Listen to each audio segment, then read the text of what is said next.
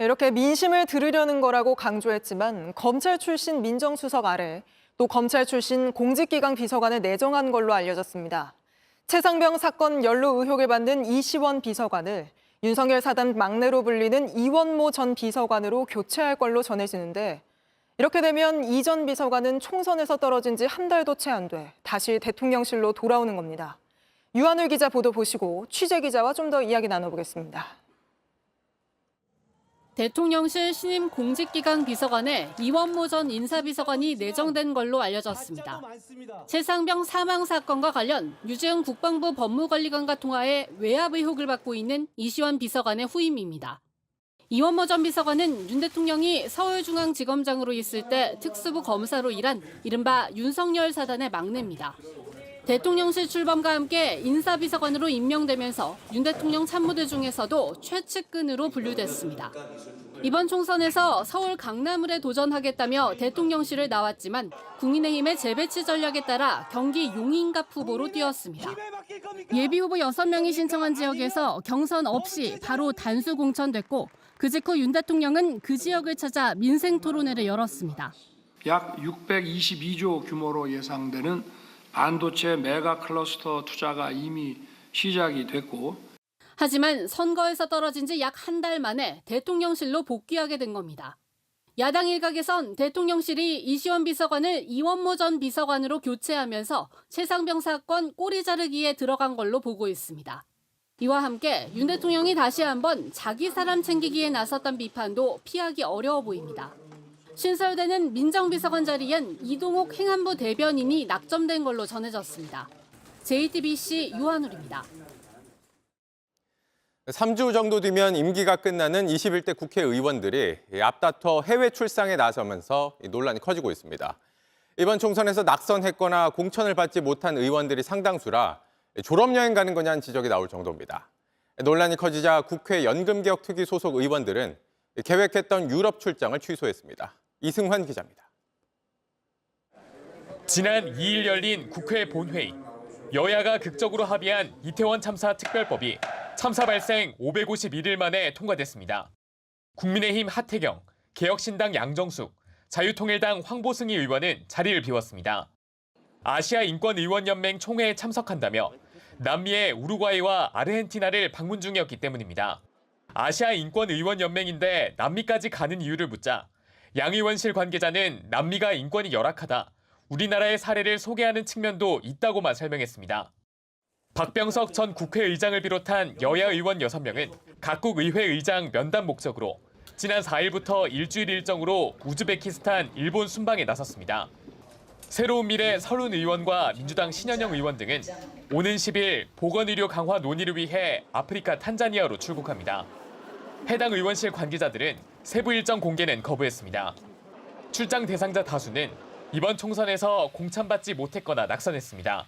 이후의 의정 활동하고 연계가 되지 않는다면 사실은 이거는 되게 일회적인 해외 외유로 볼 수 있는 여지가 있는 거죠. 당초 영국과 스웨덴을 방문해 국민연금 개혁 문제를 매듭짓겠다고 했던 국회 연금개혁특위 소속 의원들은 해외 출장을 긴급히 취소했습니다. 의견이 전혀 좁혀지질 않았습니다. 그런 상황에서 출장 기간 중에도 끊임없이 서로 주장만 하고 결론을 못 내고 오면 출장의 동기까지도 오해를 받을 수 있다고 해서 출장도 취소하고. JTBC 이승환입니다. 유명 건설사가 짓는 아파트에서 곰팡이가 핀 자재가 발견됐습니다. 시정명령을 9차례나 내렸지만 바뀌지 않았고 결국 공사 중지 명령이 내려졌습니다. 정영재 기자가 직접 살펴봤습니다.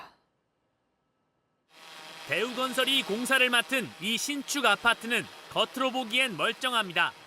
하지만 입주 예정자들 뭔가 문제가 있다고 항의했습니다.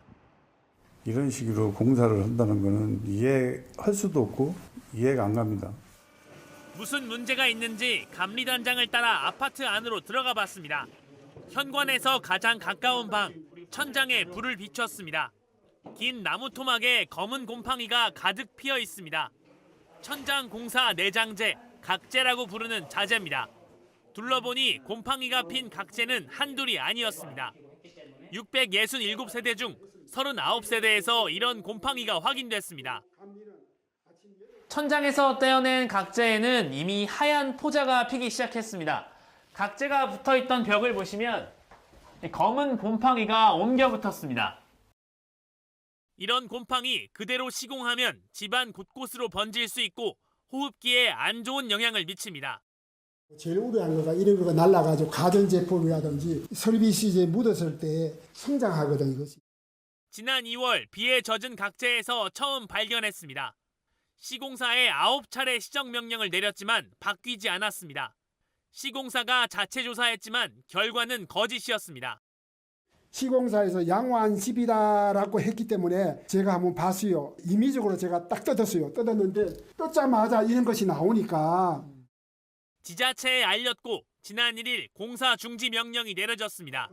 시공사는 이제야 전부 떼어내고 다시 시공하겠다고 밝혔습니다. JTBC 정영재입니다. 구리값이 금값이 되면서 또 이런 사건이 일어났습니다. 시골 마을 다리 이름표를 누군가 몰래 떼간 겁니다. 배승주 기자가 현장을 돌아봤습니다. 이 조용한 시골 마을은 최근 알 수 없는 사건으로 뒤숭숭해졌습니다. 없어질 거라 생각지 못했던 뭔가가 사라졌습니다.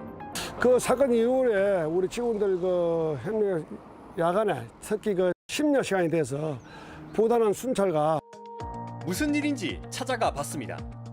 마을로 진입하는 첫 번째 다리입니다. 자세히 보시면 이쪽에 뭔가가 뜯겨나간 자국이 남았습니다. 다리 이름인 교명판이 붙은 곳인데 사라진 겁니다. 이 마을만이 아닙니다. 경남 진주시 사복면 일대 다리 9곳 이름표가 모두 사라졌습니다. 6개월 전부터입니다. 이렇게 네 군데만 이렇게 붙여가지고 허술하게 이렇게 하는 거는 다 도난을 당한 것 같습니다. 범위를 넓혀봤더니 다른 면도 비슷했습니다. 12개 다리 이름표 40여 개가 사라졌습니다. 밤 되면 이제 이쪽이 산업단지다 보니까 주로 이제 유동인구가 좀 적은 편이고 이름표는 보통 구리가 주성분인 황동으로 제작합니다. 태양광 패널과 전기차 배터리 재료인데 최근 가격이 급등했습니다. 고물상에선 구리 1kg에 10,000원이 넘습니다. 떼가면 돈인 겁니다. 너무 가격이 오르다 보니까 부담을 느껴가지고 거래량이 한 30% 정도 작년에 대비해서 줄었습니다. 하지만 CCTV는 없고 인적도 드문 농촌에서 범인 잡기는 어렵습니다. 결국 아크릴로 이름표를 바꾸는 방향을 검토하고 있습니다. 먹고 살기 어려워도 양심은 버리지 않아야 합니다. JTBC 배승주입니다. JTBC 뉴스를 시청해 주셔서 고맙습니다. 저희는 저녁 6시 50분 뉴스룸에서 뵙겠습니다.